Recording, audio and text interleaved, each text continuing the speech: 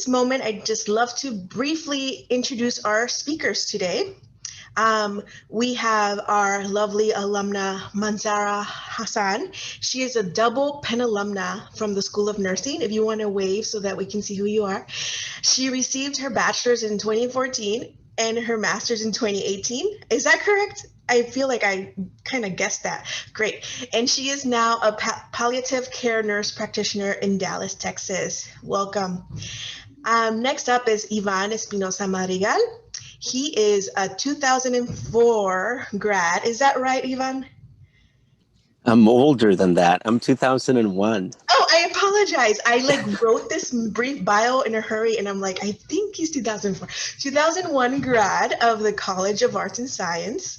He received his JD from the NYU School of Law, and Ivan is now the executive director at Lawyers for Civil Rights. So it's an absolute privilege to have both of you here from these very varying industries, but I'm sure there's lots of overlap as well. In just a moment, our student moderators will be asking you all to share more about yourself. Before you do that, I would love to hand it back to Toys, who will be introducing our student moderators. Toys? Thank you, Lizette. I just want to welcome everyone who's logging on even now. Thank you for joining us. It's my honor to bring on the two students. They are leaders in the FGLI community at Penn. We're very proud of the work that they do, for stepping up and for wanting to participate in many programs, not just this one. They are a part of FGLI DAB, and I'll let them explain what that is. And I'm going to bring on Mashaya, then Cynthia, to go ahead and introduce yourself. Go ahead, Mashaya. Hi, everyone. As said before, my name is Mashaya, and my pronouns are she, her, hers. Right now, I'm a senior in the college, and I'm studying biology on the pre-med track. And for FGLI DAB, I'm the president of FGLI DAB. Hi everyone, my name is Cynthia. I'm currently a freshman in the college. My pronouns are she, her, hers, and I plan on studying political science on a pre-law track. I am a member of FGLI DAB, and FGLI DAB is an organization that actively seeks to improve the college experience for first-generation low-income students. During our meetings with Dean Paul Snigowski, we discuss and seek solutions to academic and social challenges that FGLI students may face.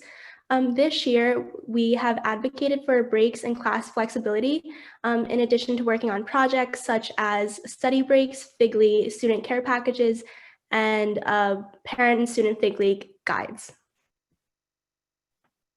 Thank you, Cynthia. Mashaya and Cynthia, we both appreciate your advocacy and for the work you do for the FGLI community. So now I will hand it over to Mashaya, who will begin our program. Thank you. Thank you, Toys. So we are super excited to be here, and we are excited to have our alumni speakers here today. So thank you both again. So Yvonne and Mansara, could you briefly describe your journey from Penn to where you are today? And feel free to discuss your FGLI experience if you would like. And Yvonne, we'll start with you. Thank you, Mashaya, and thank you, Cynthia, as well. It's wonderful to hear about your pre-med and pre-law tracks. And before I begin, I just want to give a big shout out and virtual hug to Lisette Garza. Thank you for your leadership leading the FGLI community. And thank you as well to our friends from the Greenfield Intercultural Center who are here with us today, Toys and Kia. Thank you very much. Such an honor to be here with Mansara, who as a nurse has been instrumental in this time of the pandemic. So looking forward to hearing more about her experience. So I am a first-generation college grad. When I was at Penn, it was the first time someone in my family had gone to college. I'm also the first time that anybody in my family went to grad school, went to law school. So I very much identify with the FGLI community, and I grew up in poverty, both in Massachusetts, but also New Jersey. I lived in Plainfield, New Jersey, not too far from Penn, about an hour and a half. That's where I grew up. Heavily immigrant town, low income, with overwhelmingly people of color, working class. My mom cleaned houses when I was growing up to put food on the table, and through that work, worked extremely hard to push me and my brother forward. My mom's a single mother. She brought me and my brother when we were little. I came to the U.S. when I was 9 years old, and so in my life, we've experienced not just the immigration aspects of what that entails, and also hardships surrounding poverty. But also when I was in college, I came out. So not only do I identify as a Latino immigrant, but I'm also gay, openly gay. Um, Fast forward, after leaving Penn, I went to law school at NYU, and I've been now practicing law, focusing on civil rights, immigration, racial justice issues for over 15 years. And I am the executive director of an organization called Lawyers for Civil Rights. I put some info on the chat feature where we provide free legal support to people of color and immigrants across a variety of different areas. And so it's a pleasure to be here to talk a little bit more in depth as we continue about the impact of some of these experiences and identities on my work academically and professionally. And I'll turn it over to Mansara.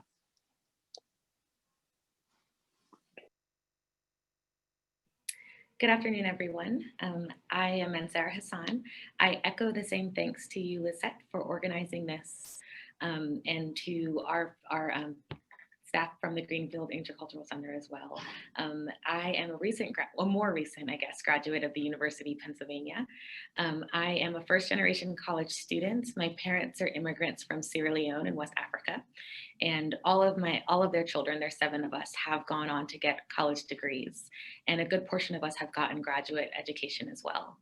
And so my parents worked very hard to push us and motivate us to be the best that we can be, however that looks, which I'm really appreciative to them for that. I am now in Dallas, Texas. I grew up in New Jersey.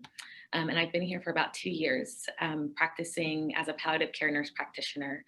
Palliative care is care for those diagnosed with terminal illnesses, usually cancer, but other life-threatening illnesses. And we really help with symptom management and navigating families through this difficult time. And I work at a safety net hospital, which our patient population are those who are largely underserved and uninsured. Because I'm in Texas, we have a heavily immigrant population, largely from Central America.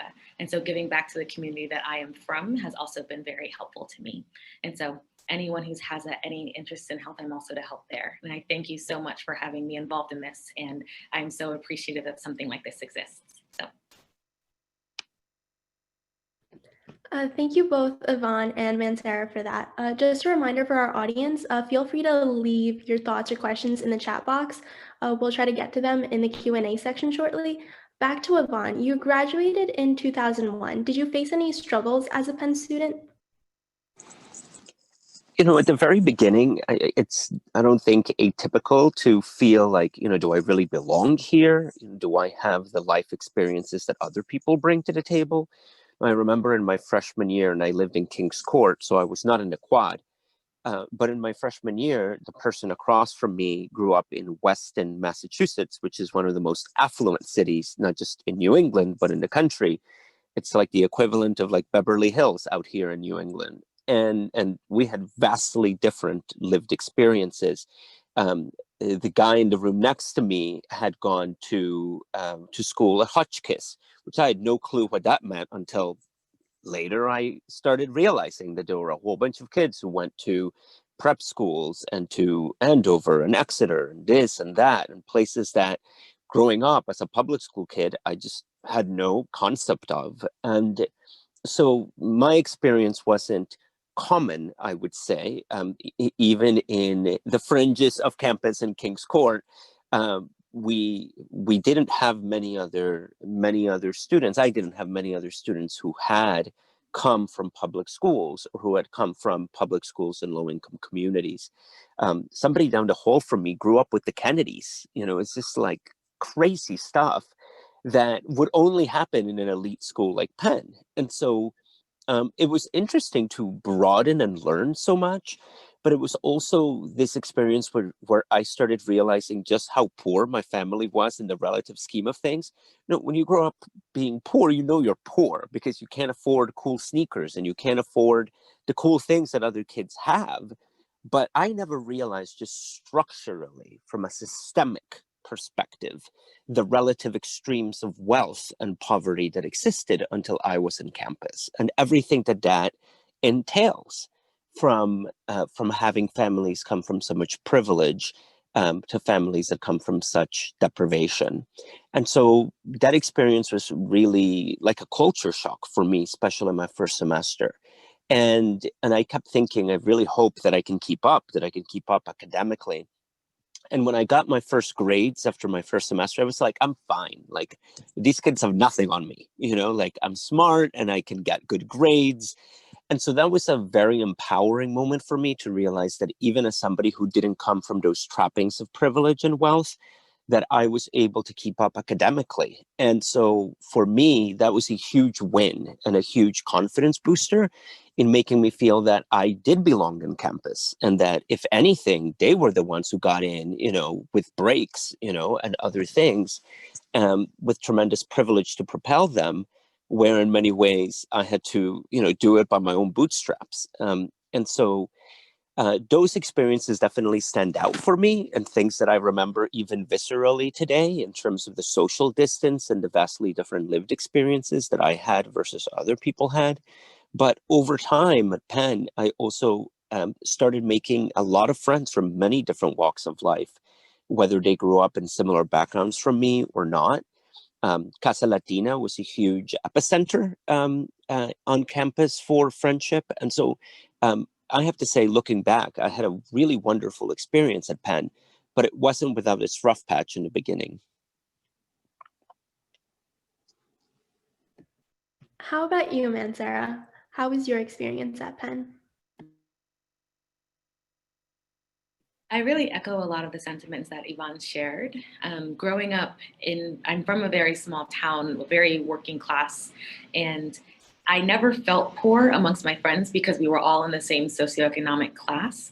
Until I went to Penn did I truly realize that I had nowhere near the privilege that others had experienced. And so I grew up feeling like I had a sense of privilege because we had a roof over our head and there was always food if we needed it. And there was always clothing. Now, it came from a thrift store, but that was okay. Until I went to college did I realize that other students were not having to have these considerations, and they were able to ask for what they wanted and what they needed. And when I realized, when it came time to buy textbooks, for example, I was finding mine online and trying to download torrents and finding a way that I can buy older editions. And I would see all my classmates go into the bookstore and buy the newest edition. And I just couldn't fathom that. When it came to lab supplies, I'm sharing with a friend or someone who has a similar, someone else who also can't afford to buy them new. And I see other people buying them new. And especially being in a science major, there are a lot of expenses that come with that. Each lab has its own supply. You need to purchase your own lab coats. Penn had specific textbooks for my anatomy and physiology class that was Penn specific. And I remember it was about $300. And I could not buy it until halfway through the semester because I was saving my work study money, because I knew I couldn't ask my parents for that. I just knew I couldn't. And so it was and yes, I see someone saying they use the library. Interlibrary loan really saved me. And I would look up the syllabi, or I'd email my professors for the syllabus in August so that I could get ahead of all the other students, because the books went very quickly. And so it was just needing to take those things, not even socially, apart from socially, just to have an equal academic footing. I had to take extra steps to even have that equipment. And so that was something that was really difficult. I found myself being embarrassed and not sharing with others that I was going through these difficulties. And a lot of my friends probably would have thought that I came from an affluent background because I tried so hard to bury the fact that I didn't. And I worked 20, sometimes 30 hours a week at my work study job to try to compensate for the financial pieces. And I canceled my meal plan, and I would eat essentially very, very little so that I had extra money to try to support the life that I felt that I needed in college. And so it was hard.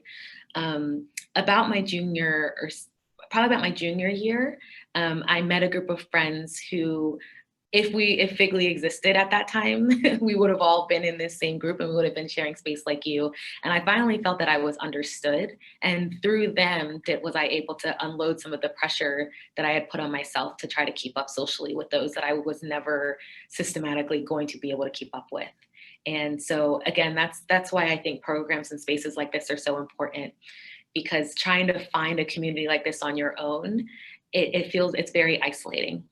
And so, yeah. Thank you both so much for those answers. They were absolutely wonderful and super relatable about feeling like embarrassment to also not even realizing like how poor you are until you come to Penn. Like that one, I was very, very relatable for me. So just for our next question for both of you. So what does it mean to be a first gen professional? And Yvonne, we can start with you. I want to say thank you to Mansara for sharing. That was really powerful. And one particular element that I think is relevant for the question you just asked me, Mashaya, is what Mansara articulated around burying the fact that you didn't grow up in poverty, that you didn't grow up in privilege, burying the fact that you're poor. And for many years, I fell into the same thing. And I didn't realize professionally that not acknowledging my actual lived experience was a tremendous detriment. I didn't start bringing my whole self to work as a professional until I started acknowledging the fact that I had grown up poor, the fact that I grew up with undocumented family members, the fact that my mom cleaned toilets for a living, right? All of those lived experiences that nobody wants to talk about at a fancy frat house or at a fancy cocktail party or at a fancy restaurant, but that are very much at the heart of who I am as a person. And so I feel that burying that inhibited a lot of the unique aspects and attributes and perspectives and lenses that I bring to the work that I do. And it wasn't until I started acknowledging that, not just to myself, but publicly, and being able to talk about it with you today in this way, I think that I had like a ceiling almost, that I wasn't able to, because it's the truth, I'm not able to relate to many lawyers. You know, the legal profession is one of the most segregated in the country. About 85% of lawyers are white. About a third of lawyers are women. I mean, think about those numbers, right? Like less than 4% of lawyers are Black, less than 4% of lawyers are Latino, less than about 2 or 3% are Asian. So when you look at those numbers, you know, if we're talking about experiencing some sense of isolation in a campus like Penn, which is way more diverse than the legal profession would ever be. And so I think until I started doing that and talking about these experiences from a place of assets and from a place of those are strengths that I bring to the table, because I can relate to a client in a way that you cannot relate to a client because you don't share that lived experience. I can relate to this client maybe because I speak Spanish, or maybe because I grew up in a community that's very similar, maybe because somebody in my family has gone through that same legal issue or problem. Like that allowed me to build relationships in ways that were extraordinarily productive for my work, or to build coalitions and alliances. Because even though I'm a lawyer, I can identify with a lot of the work that community organizers are doing. So I think I think that's, if anything, that's one of the biggest lessons for me, has been not to bury those experiences, as tempted as we are to do that, because it might bring shame, or it might bring we might think it might close doors, but in reality, in my experience, it has been confronting that head on publicly that has opened up a tremendous amount of opportunity for me.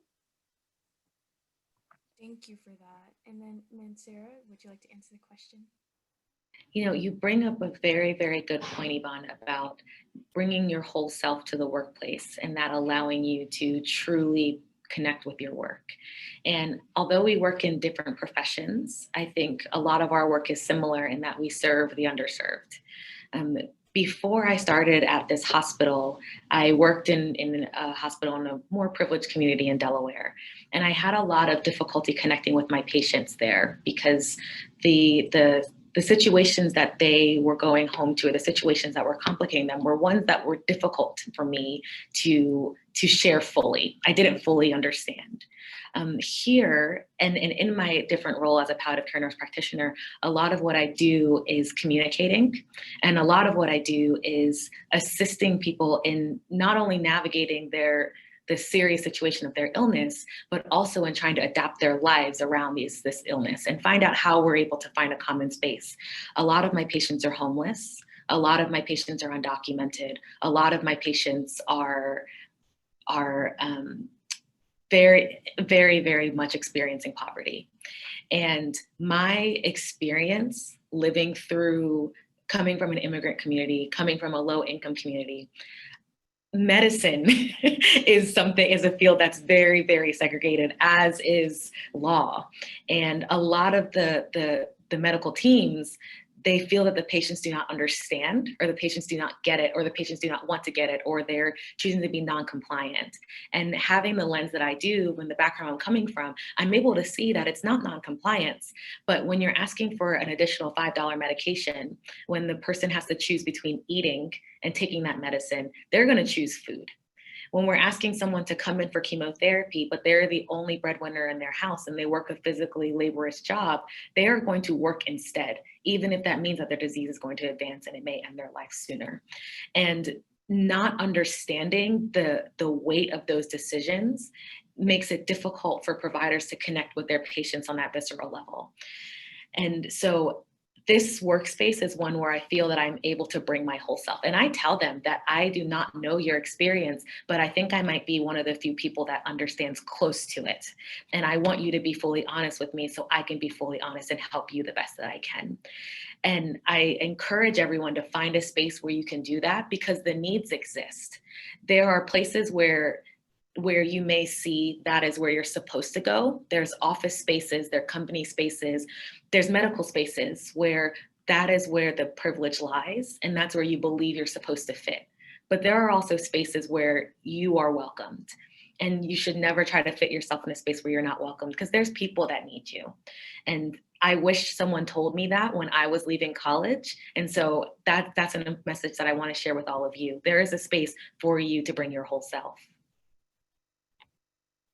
Thank you, Mansara. That was very inspiring. Building off of that, have you ever felt like an imposter in those situations? And if you have, how do you manage that feeling?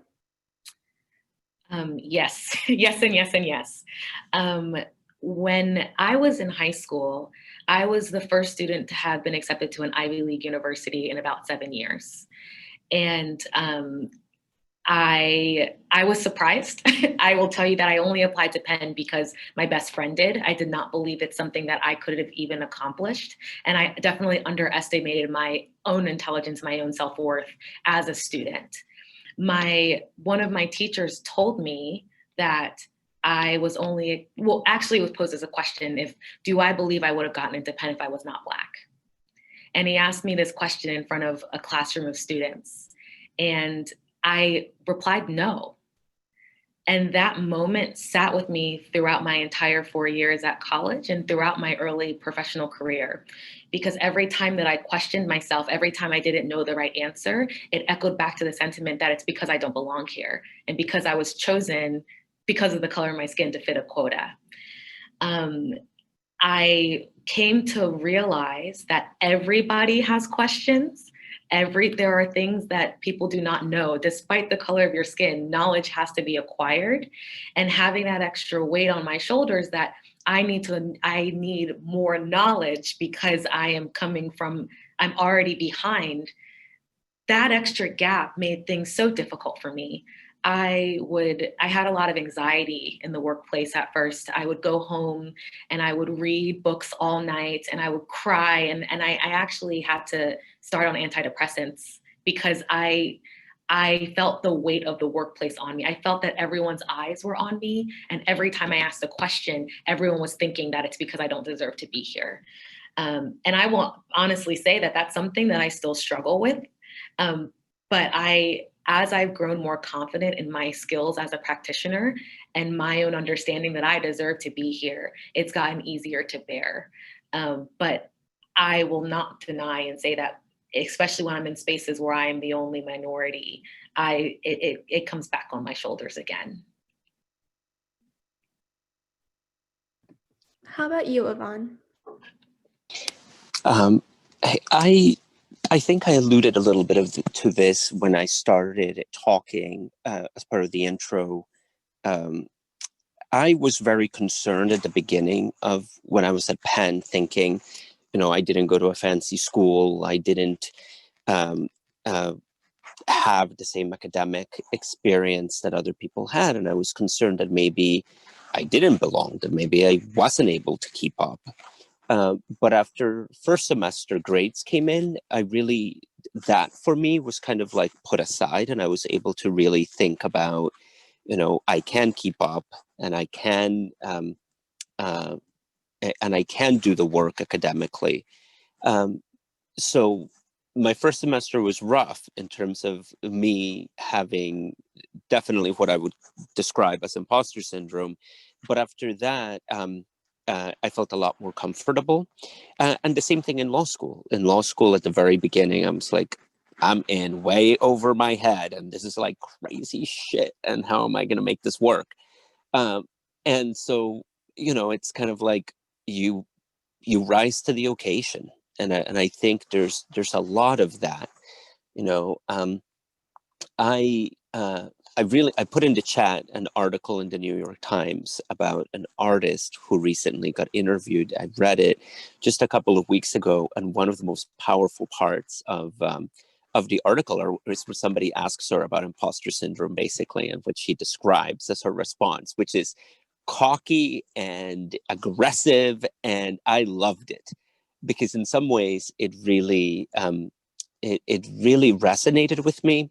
Not that I have, not that I've always been self-confident, but I think it's so important for us to take the things that we do well and add them up as those wins and those gains to contribute to building your self-confidence, to contribute to building the way that you see yourself as a professional.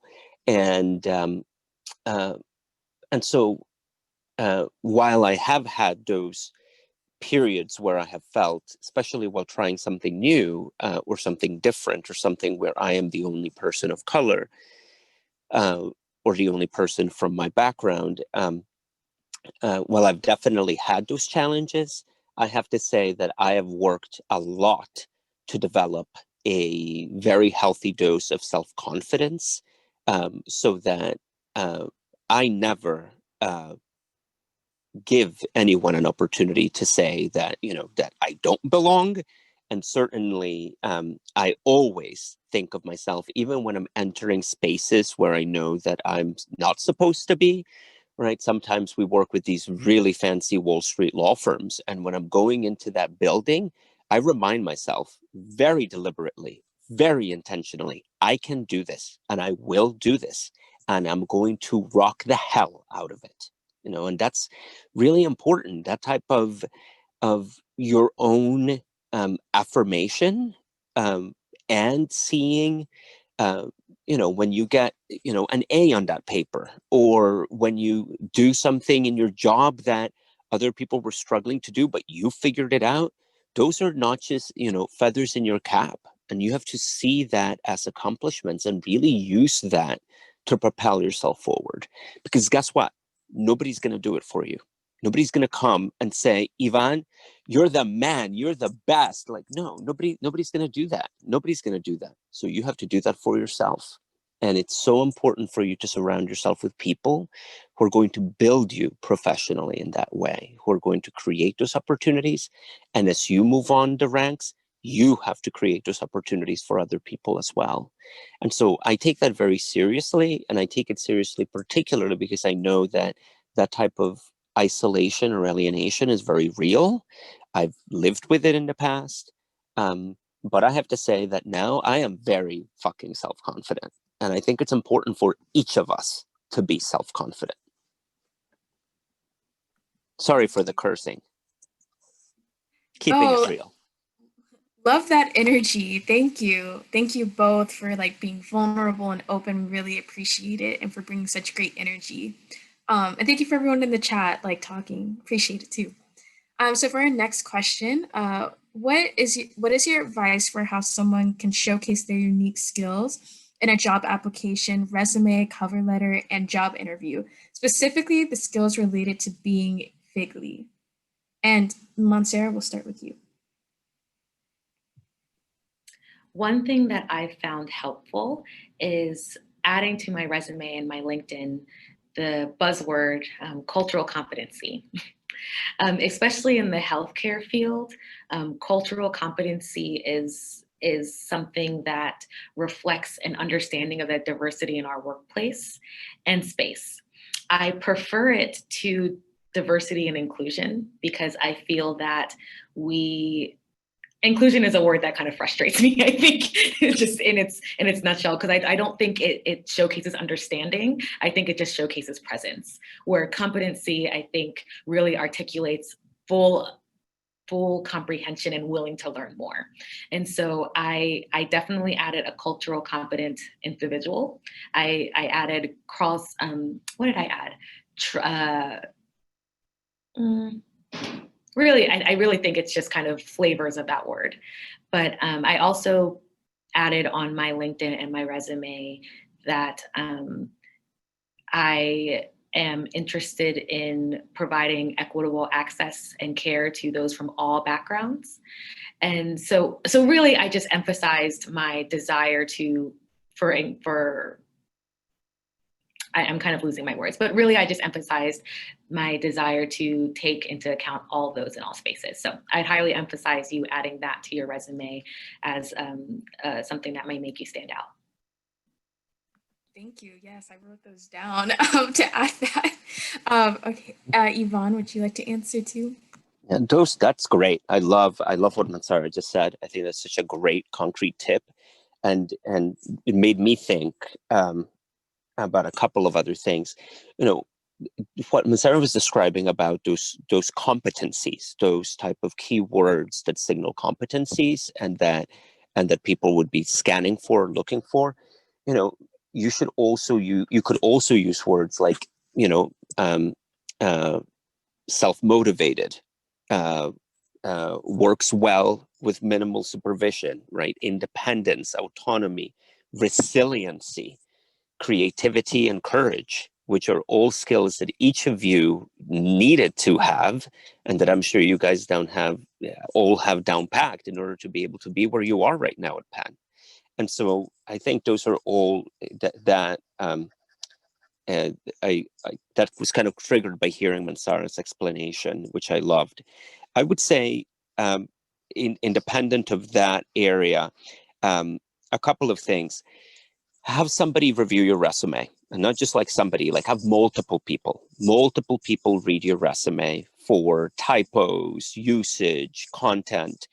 I can't tell you how even lawyers send me crappy resumes. And I sit there and I'm like, if you didn't have the time to check your resume before submitting it for this job, how the hell am I going to have a sense of your attention to detail? Like, how am I going to be confident of that?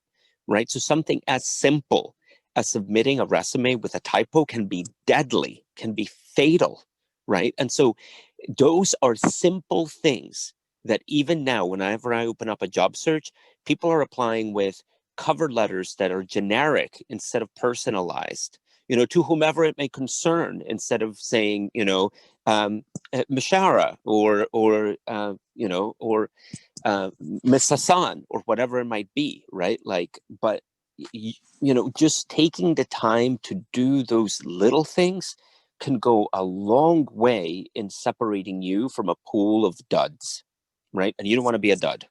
So make sure that you have multiple readers for your resume, whether it's career services, somebody at Casa Latina, somebody in FGLI, somebody at the Greenfield Intercultural Center, people you trust. And another thing is not just your resume cover letter, but also your references. You know, I would never ask for a reference unless I actually had a conversation with that professor. And I encourage you each to do this. Will you give me the strongest possible recommendation? Because if they can't answer that question with confidence, you don't want them as your reference. You don't want somebody lukewarm to be the one who they're calling to have your back. And so I know it kind of seems a little bit pushy, but people do it all the time. Can you give me the strongest possible recommendation? I'm asking you because if you can't, I respect that, and I'm happy to use another professor, or I'm happy to use another supervisor. But you need to do the due diligence about the people who you're putting as your references, because if they're not going to give you the very best recommendation, use somebody else. And so don't be shy about that. Don't be shy about approaching your references and asking, what would you say? Like, I need to know what you were going to say if I'm going to put you down as my reference. And don't be shy about saying, I really respect you. I think you're really smart. I think you're really bright. And I think you could be a tremendous value added if I could get your eyes on my cover letter or on my writing sample. Just do that. Like, do that so that you're not going at it alone or blind or without knowing what the reference is going to say. I mean, those are all, they seem pretty obvious, but these are all things that many people get wrong or don't prioritize. So I think that's really important. And along the lines of what Masara was also saying, my cover letter, where I say, I am a graduate of Penn, of NYU, I've been executive director for X many years. I also say, and I offer you X, Y, and Z, right? I offer you the ability to excellent writing, excellent analytical skills, an ability to build relationships across cultural differences, the ability to work well independently, right? Like don't be afraid of selling yourself in a way that really makes you stand out. Don't be coy. When you're out looking for an internship, when you're out looking for an opportunity, it's not the time to just be like, oh, I'm just gonna, if it shines through, it shines through. No, nothing's gonna shine through unless you shine it through. So you need to be very aggressive. I feel you need to be very aggressive, very forward about what is it that distinguishes your candidacy, using your experiences as assets that translate in the way that Masara was talking about. So I just leave you with those, because even now when we get stuff from law students, like, they can't get that right. And so you have an opportunity to be cultivating that proactively. Thank you so much, Yvonne and Mansara. That was really great advice. And during the section, I definitely had a lot of goosebumps because I think we all resonated with what you both said. We are coming to an end of this portion of the program. So up next, we'll respond to audience questions. So if you have any questions, audience, make sure you put them in the chat. But before we move on to that, I just have a quick question. We could start with Yvonne. How has your Penn network helped you in your career? Well, I mean, just having Penn on your resume is a door opener. I mean, it's just an incredible prestige thing. And it's also worked in surprising ways. Well, first of all, I'm still very close friends with some of my friends from Penn, especially folks who, as Mansara also said, if there would have been a FGLI back then, we would have been FGLI, all of us. And so I still stay in touch with a lot of those people, and not just personally, but professionally. And it's interesting, for many years I lived in New York, where there's a large Penn contingency. Now I'm in Boston, which has a smaller Penn contingency, but nonetheless active. So every year, President Gutman comes up to Penn and hosts an event for alumni, and I go, and it's a really great networking opportunity. There have been a couple of instances in terms of professional development where I have seen people there and been like, oh, I didn't realize you went to Penn, and just used that as an opportunity to deepen that relationship. or met people there who, just because we went to Penn, that now creates an opportunity for me to say, it's great meeting you here. Would love to follow up and invite you to coffee or lunch. And so all of that has been very good. That's another thing. Now that I mentioned that, don't be afraid of networking. Like, people are constantly like, oh, I'm really bad at it. Just do it. That affirmation, I can do this. Say it to yourself before you go into the cocktail reception, and then commit to talking to 3 people who you don't know, just to introduce yourself. You'd be surprised how that goes professionally in terms of doing that. And it's just not being shy. Like, don't be shy about that stuff. Everybody in that cocktail party is there feeling awkward. So when you go and say hi, it's just breaking the ice. So it's definitely helped in terms of making concrete professional relationships that I have kept over time, and new ones that I've been building, even as I, for example, recently moved to Boston and have built part of my professional network based on the Penn Alumni Network. Mancera, would you like to answer that question as well? Yes. First, I apologize. My Wi-Fi has lost connectivity, and so I'm using my phone. So I apologize if there's any issues with my signal. I want to first thank Yvonne for his resume advice. I will say, as a recent alumni, those are tips that were very helpful to me as well. And I encourage all of those on the call to please take note, because I know that I definitely did as well. I will say that I have used my Penn network a lot more as I've gained more confidence and have shaken off some of my imposter syndrome, because what Yvonne is referring to, a lot of the shyness and anxiety that comes with networking, that's something that I have also struggled with for a very long time. But I realized that Penn is the perfect icebreaker, even for students who did not go to Penn exclusively, students who went to other Ivy League schools or other universities. Everyone has gone to a university once you're at this professional level. And it is just a conversation starter. Especially for me, I have interests in research and eventually interest in getting into academia. Using Penn as a springboard has been so helpful to striking these conversations and building a network with people in different hospitals across different states who have similar interests in research or in medicine or in your aspect of healthcare. I have also found that I have accessed my Penn network when it comes to social aspects as well. Outside of the academic world, if you are looking for a new friend in a new town, there's QuakerNet, and you can easily find out who else lives in that area, especially if you're in a space that doesn't have as strong of a Penn network or background.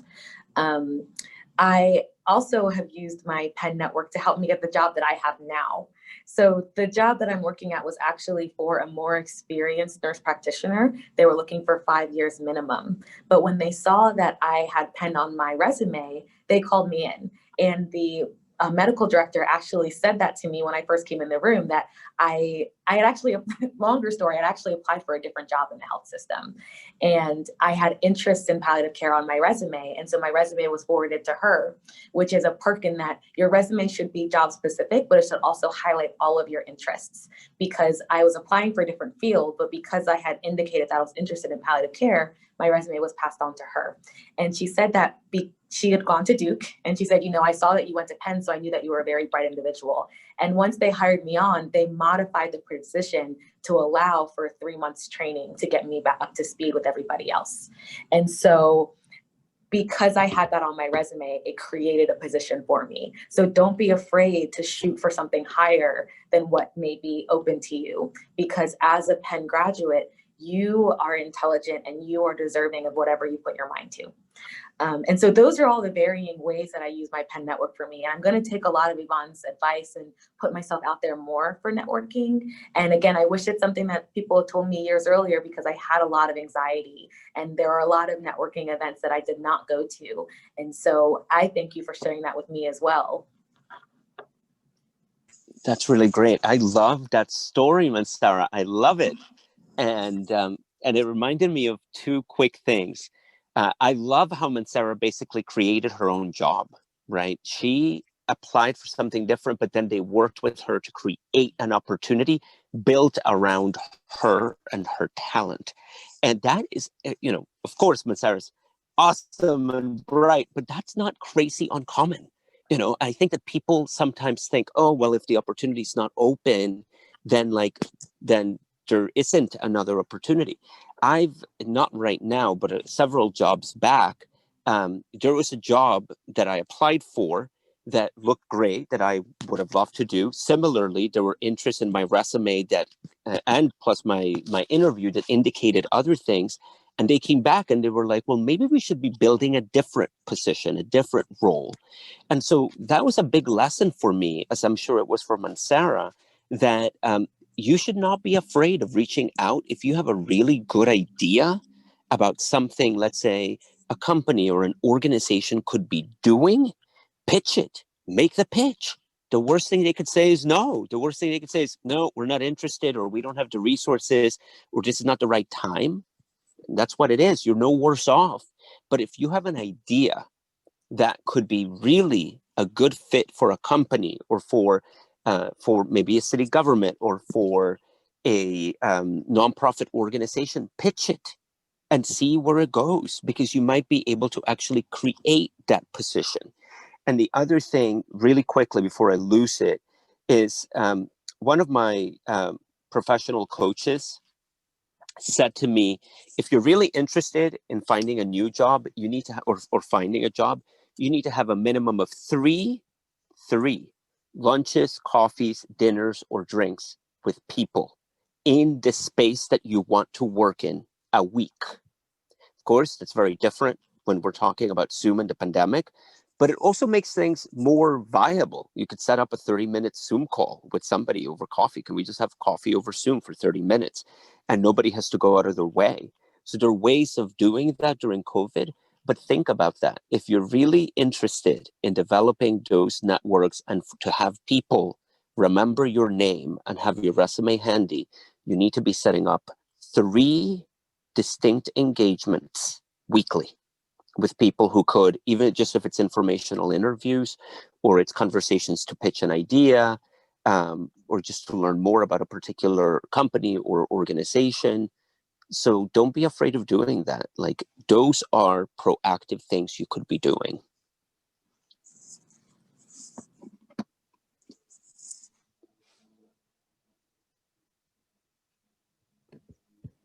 For our next question, it was submitted before this program. So just briefly, Mansara, how do you deal with situations in the workplace where people assume that you've lived a certain lifestyle? Are there moments where gentle teaching is more beneficial than stern correction or letting it slide? As someone who has generally taken the approach of soft correction and letting it slide, most responses require firm connection if it's something that has affected you enough for it to warrant any correction at all. Having had let things slide for a very long time actually is one of the ways why most people know me professionally as Sarah instead of Mansara. Just the simple nervousness in correcting people on my name, which has had actually more of a profound effect on me than I realized, which is prompting me to have a New Year's resolution to fix that. I think you create the reputation that you want in your workspace, and it comes within your first few encounters. And allowing things to slide early in your relationship with your colleagues and your coworkers will make it more difficult for you to correct those things down the line. And I think with a gentle but firm correction of hearing conversations in my space, most often it's hearing conversations where they may be speaking a little questionably about somebody from a lower socioeconomic status because some of the medical choices that they made. A soft correction of, I think I may understand, I grew up similarly. Let me go by and see them and maybe that can help give you guys some more insight. That is a correction that is firm in saying that, I'm highlighting that me and this person have something in common. And so I would request respect for them if you respect me, but also a suggestion in seeing how you can be helpful. I found that integrating helpfulness with my corrections has made them most often well received rather than just a stern correction, especially with a lot of Southern hospitality that I've learned down here in Texas. There is a lot more things that would fly on the East Coast, I think it has a little bit more difficulty flying here. So I definitely recommend a correction if something affects you enough for it to warrant a correction, followed by a suggestion or how you can be helpful.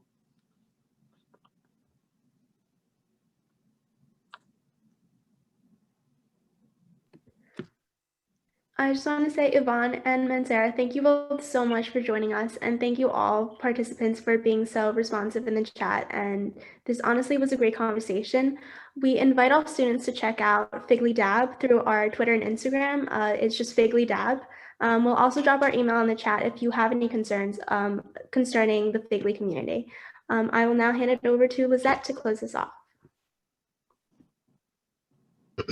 Thank you. Thank you to our hosts, Cynthia and Mishaya.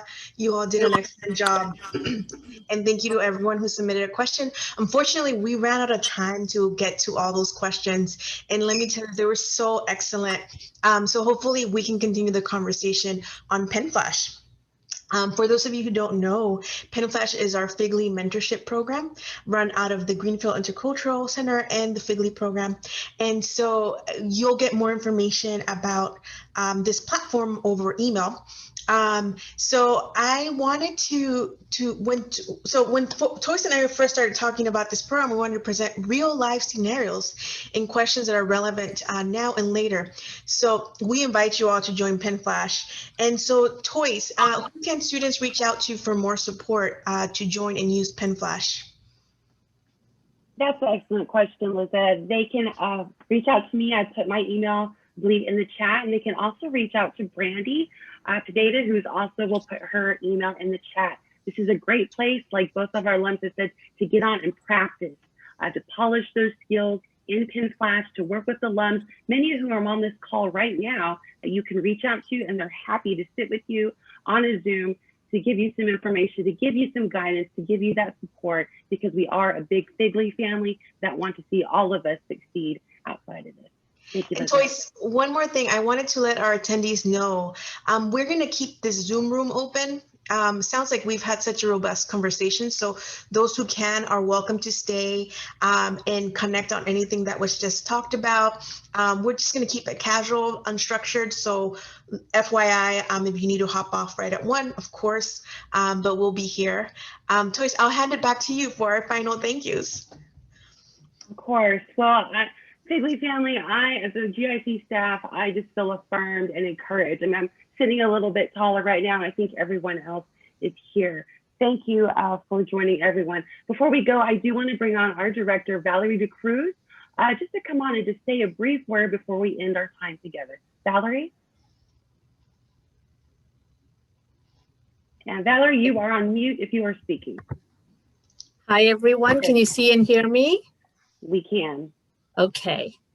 I just want to say how full my heart is. I've been typing in the chat, both privately and in other ways, to folks to follow up on some of the feedback. Ivan and Mansara, I cannot tell you. I mean, I lost track of the number of insights you dropped. And I think what's so amazing about what both of you have done is you have thought so clearly and so deeply about your Figly experience and translated challenges into these amazing, inspiring tips for all of us. Like Toys, I think I'm sitting upright. I have gained some insight that I will use in coaching our students. So thank you very, very much. And thank you to Lisette and to Toys and Brandy and whoever put together this amazing, amazing session. I hope we can do more of it. I'm eager to share the recording. And I also especially want to thank every single alum who joined this call to listen in, to support, to offer insights in the chat. We want to welcome you to engage with us, volunteer with us, join the Penn Flash tool, which is our extended family curated tool. We want to make it clear, this is not like a generic tool out there which may or may not be helpful. This is a carefully curated family, extended family of people who are willing to offer the coaching and the advising that that students need. And to Leanne and Cindy, a very special thank you. Both of you have been our pioneers right from the start in pushing us to do this. And I've already told students privately in the chat to reach out to you on Penn Flash. Thank you, everybody. Have a wonderful, wonderful weekend.